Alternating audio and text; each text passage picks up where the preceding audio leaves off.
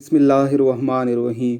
मौलाना तारक जमील वो मर्द दरवेश जिसने रक्स व सरूर के शहर तोलंबा को मदारिस में तब्दील कर दिया।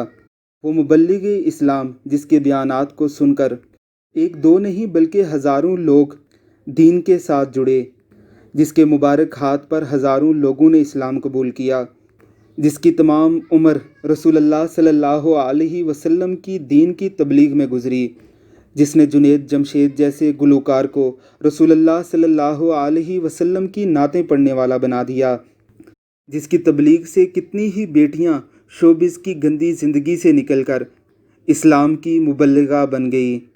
कितने ही क्रिकेटर और शोबिज़ के एक्टर मौलाना तारक जमील की तबलीग से दीन की तरफ आए। हज़ारों खूबियों वाले इस शख्स में अगरचे कुछ खामियां भी मौजूद हैं।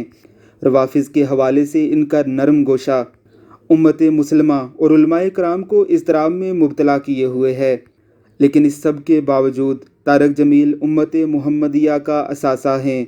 ये सालिहीन की जमात के वो इमाम हैं जिनकी ज़ियारत करना भी इबादत लगता है। अल्लाह रब्बुल इज़्ज़त से दुआ है कि मौलाना तारक जमील को लंबी उम्र अता फ़रमाए और उनका साया हम पर ता देर कायम रखे। आमीन सुम आमीन।